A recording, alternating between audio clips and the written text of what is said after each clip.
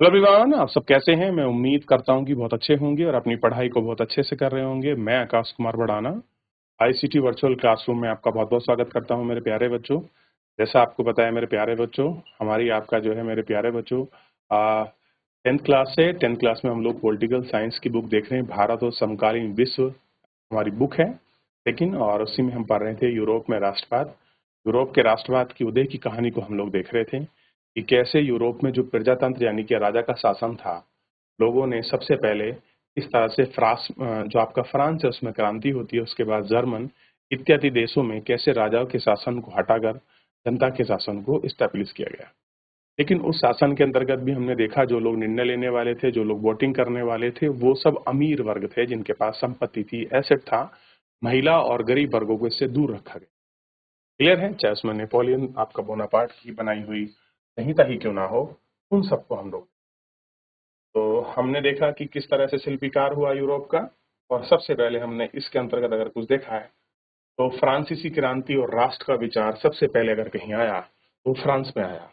और आपको जानते हैं कि फ्रांसीसी क्रांति सबसे पहली क्रांति है जो आपका इस समानता की लड़ाई के लिए और आपकी राष्ट्र की स्वतंत्रता के लिए, व्यक्तिगत आजादी के लिए आपका लड़ी गई थी। क्लियर है? तो आपका राजनीतिक दबाव जो है डालती थी। ये पुराना यूरोप का मैप है जो आपको दिखाई देगा, और ये समृद्धि इस तरह की चीजें हैं, इन सबको हम लोग देख सकते हैं, बात कर सकते हैं। और फेडरिक सरयू को हम लोगों ने देख लिया और अच्छे से बात कर ली एक एक करके। यूरोप में राष्ट्रवाद को हम लोग, यूरोप जो है वो आपका, यूरोप में राष्ट्रवाद को हमने गौर करके आपका एक एक करके इनको देख सकते हैं क्या चीजें हैं, इन सबको हम देख रहे हैं। और कुलीन वर्ग, नया मध्यम वर्ग इस प्रकार का है, इन सबको हम लोग बात करते हैं और इन सबको हम लोग देख लेते हैं। ठीक है? उदारवादी राष्ट्रवादी क्यों माने जाते हैं, क्या उनके मायने हैं, किस प्रकार से इन सारी चीजों को आपका देखा जाता है, कैसे कुछ है, इस पर हम लोग विचार करते हैं। उनके अधिकार को, वहाँ उनकी महिलाओं को लेकर, उनकी चीजों को लेकर, उन में एक एक करके हम ये सारी चीजों पर बात कर रहे थे और विचार भी कर रहे थे। तो इतना आइए, हम लोग सब देख चुके थे, बात कर चुके थे, आगे देखते हैं। अब हम बात कर रहे थे महासंघ की, और महासंघ कैसा, ये उदारवादियों का महासंघ था जो लिबरलाइजेशन के ऊपर आधारित था, जिसको हमने उदारीकरण का बात दिया। मतदान के पक्ष में हमने देखा कि जो लोग संपत्ति विहीन थे, चाहे महिला हो या पुरुष, उनको राजनीतिक अधिकार नहीं थे। लेकिन बाद में महिलाओं और पुरुषों ने जो संपत्ति विहीन थे, उन्होंने अपने राजनीतिक अधिकार की मांग। आर्थिक क्षेत्र में उदारवाद, बाजारों की मुक्ति, चीजें पूंजीवाद के आवागमन, राज्य द्वारा चलाए गए नियंत्रण को खत्म करना, ये सारी चीजें इसके अंतर्गत थी। और उभरता मध्यम वर्ग और 19वीं सदी जर्मन भाषाओं का उदाहरण, नेपोलियन का प्रशासनिक कदम और राज्य के महासंघ व्यापारी, ये सारी चीजों का वर्ग हमको एक एक करके गौर करके दिखाई देता है। ठीक? और हर बार लगभग सीमा शुल्क देना पड़ता है। शुल्क अक्सर वस्तु का वजन और आकार के अनुसार लगाए जाते हैं, क्योंकि हर क्षेत्र की अपनी मापतोल की व्यवस्था है, हिसाब लगाने के समय लगाया जाता है। मसलन वहां कपड़े को नापने का पैमाना एले, आज इसकी लंबाई के बदलने के साथ साथ घटती बढ़ती रहती। अगर एक एक कपड़ा फ्रैंकफर्ट में खरीदा जाता है तो 54.7 सेंटीमीटर मिलता है, मेज 55 सेंटीमीटर, न्यूयॉर्क वर्ग में 65.6 सेंटीमीटर, फ्रंट में इतने सेंटीमीटर तक। ये सारी चीजें यहाँ पर हमको दिखाई देती हैं, एक एक चीज जुड़ी हुई और मिली हुई हमको यहाँ पर मिलती है। नए वाणिज्यिक वर्ग ऐसी परिस्थितियों को आर्थिक विनियमन और विकास में बाधक मानते हैं। ऐसी एकीकृत अर्थव्यवस्थाओं का निर्माण क्षेत्र के तहत तर्क दिया जाता है, जहाँ वस्तु और लोग और पूंजी और आवागमन से बाधा रहित। 1834 में प्रशा की पहली एक शुल्क संघ जाल वेराइन स्थापित किया गया, जिसमें अधिकांश जर्मन राज्य स्थापित था या शामिल था। इस संघ के नए शुल्क अवरोधों को समाप्त कर दिया गया। मुद्रा की संख्या को 2 कर दिया गया। उसके पहले 30 ऊपर रहे। इसके अलावा रेलवे के जाल ने गतिशीलता बढ़ाई और अर्थव्यवस्था हितों, राष्ट्र का एकीकरण सहायक को बनाया गया। पनप रही व्यापक अर्थशास्त्र भावनाओं को, आर्थिक विकास की लहर को आपका मजबूत बनाया गया। ऐसा है इस सारी लहर को, इन सारी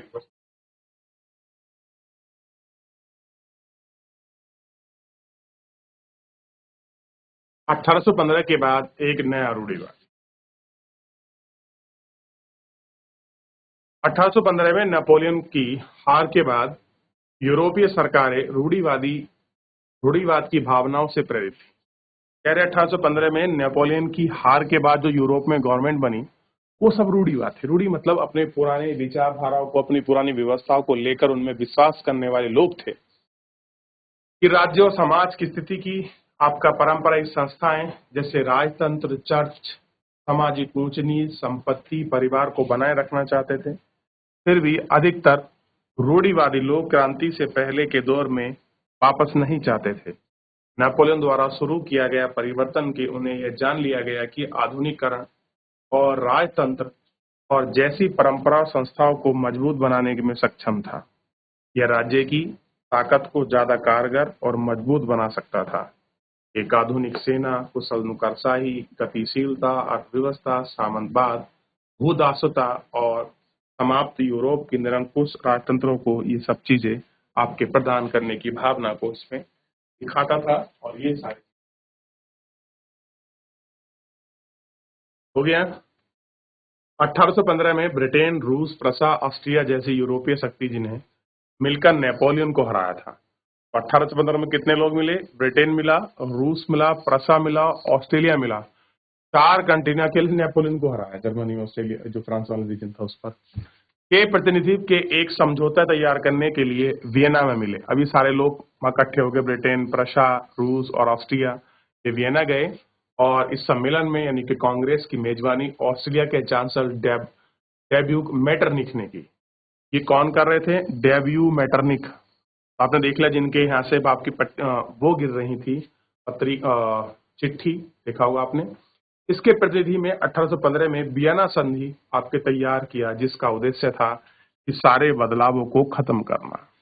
तो वियना, ट्रीटी ऑफ वियना किसके लिए थी? कि जो पहले आपका नेपोलियन ने जो रूल्स बना दिए, जो चीजें बना दी, उनको हम कैसे समाप्त करें, नए रूल्स कैसे लाएं, इनको वहां सेट करना था।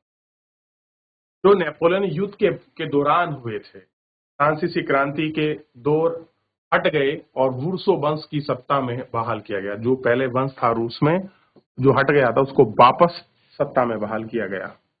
फ्रांस के इन इलाकों को खो जाने, जिन पर वहां कब्जा नेपोलियन के अधीन था, फ्रांस की सीमाओं में कई राज्य कायम कर दिए गए और भविष्य में फ्रांस का विस्तार ना कर सके। अंततः उत्तर में नीदरलैंड का राज्य स्थापित किया गया। सोचिए, पहले नीदरलैंड नहीं था। फ्रांस का एक्सपेंशन ना हो जाए नॉर्थ की तरफ, इसलिए एक नया देश बना दिया, नया राज्य बना दिया, जिसका नाम रखा नीदरलैंड।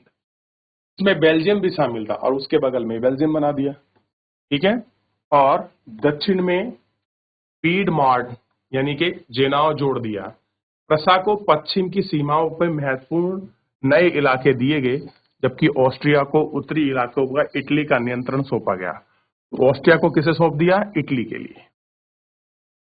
मगर नेपोलियन ने 29 राज्य का जो एक जर्मन महासंघ स्थापित किया था, वो बरकरार रखा। उन्हें 29 स्टेट का एक क्या बनाया था?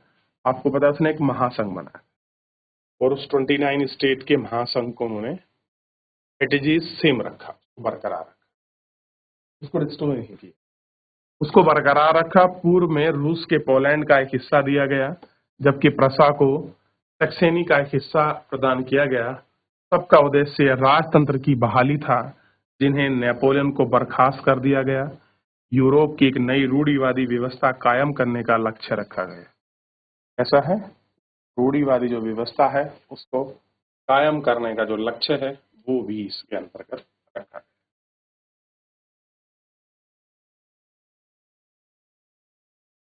1815 में स्थापित रूढ़िवादी शासन व्यवस्था निरंकुश थी।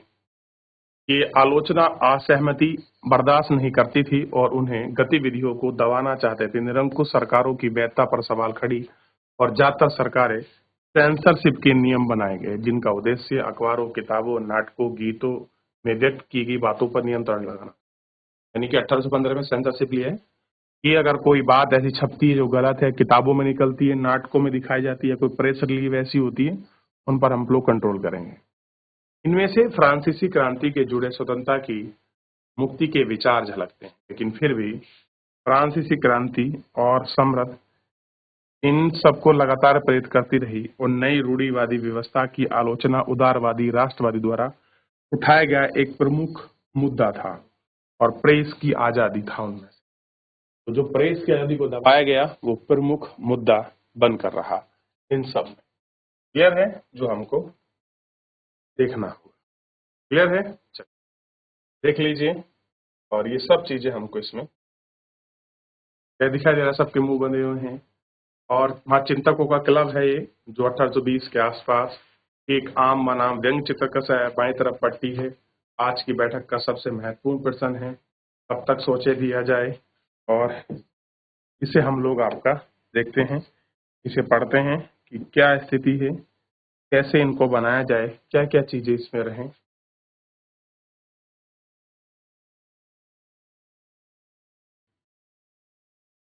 आगे बढ़ जाए। अब देखिए, बात कर रहे हैं क्रांतिकारियों। 1815 के बाद बसों के दमन और भय ने अनेक उदारवादी राष्ट्रवादियों को भूमिगत कर दिया। भूमिगत का मतलब अंडरग्राउंड। बहुत सारे यूरोपीय राज्यों में क्रांतिकारी को प्रशिक्षण देना और विचारों का प्रसार करने के लिए गुप्त संगठन उभरे। उस समय क्रांतिकारी होने का मतलब था राजतंत्रीय व्यवस्था का विरोध करना। अगर आप उस समय क्रांतिकारी हैं तो जो राजतंत्र है जिसमें राजा का शासन है, आप उसका विरोध करना।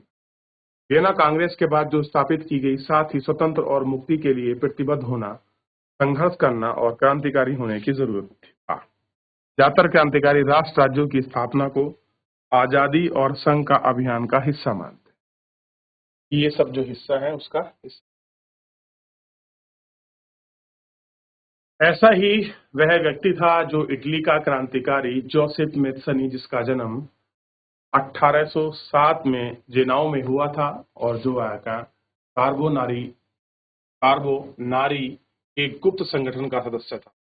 24 साल का युवा लिगुरिया की क्रांति करने के लिए उन्हें बहिष्कार कर दिया। उसके पश्चात उसने दो और भूगत संगठनों की स्थापना की, यानी कि दो अंडरग्राउंड संगठन।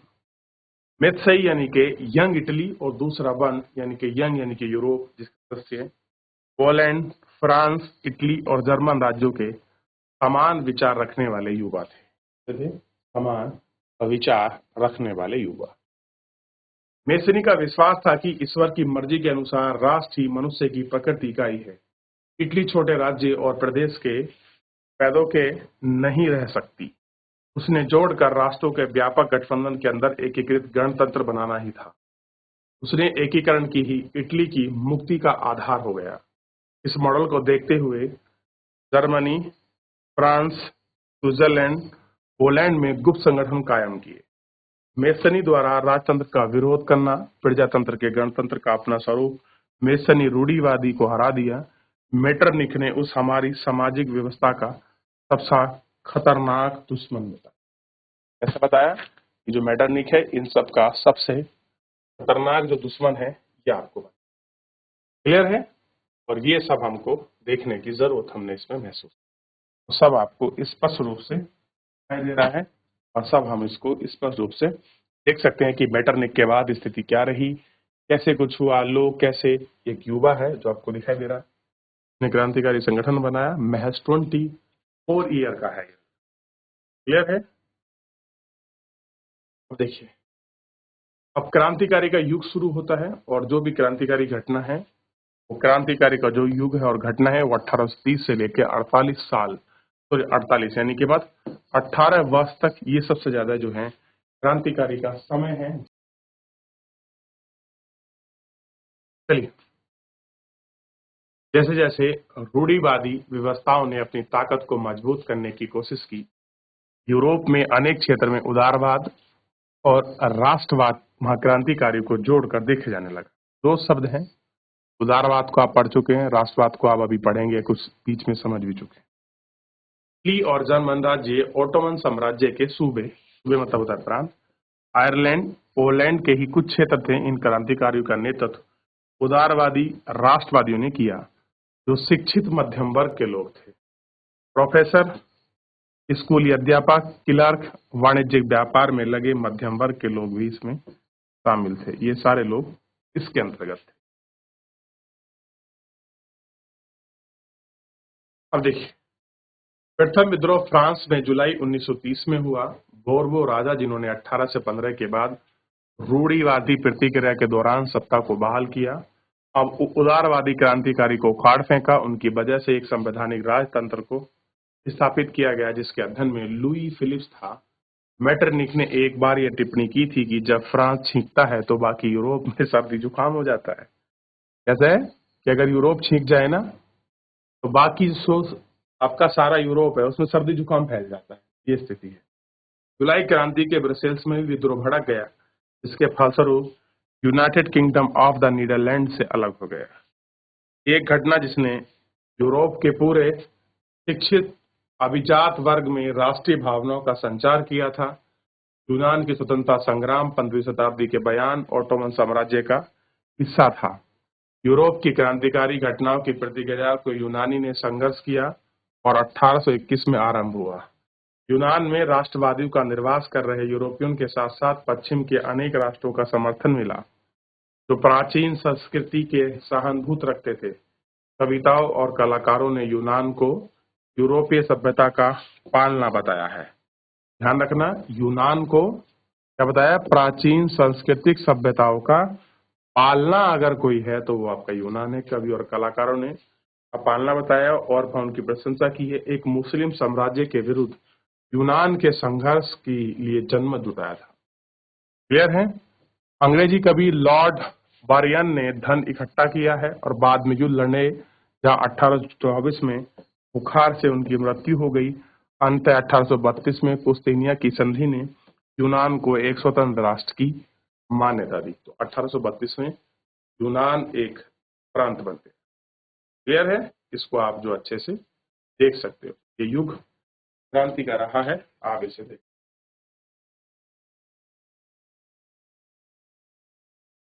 तो आपने देख लिया किस तरह की कहानी को कहा गया कि अगर फ्रांस सीखता है तो यूरोप में सर्दी जुकाम हो जाता है। तो आप यूरोप में फ्रांस की वैल्यू को समझ सकते हैं। क्लियर है? चलिए मेरे प्यारे बच्चों, एक बार थोड़ा पढ़िए आप, जो हमारी क्रांतिकारी घटना है उनको देखते हैं। फिलहाल आज के लिए इतना ही, मिलते हैं नेक्स्ट लेक्चर में। धन्यवाद।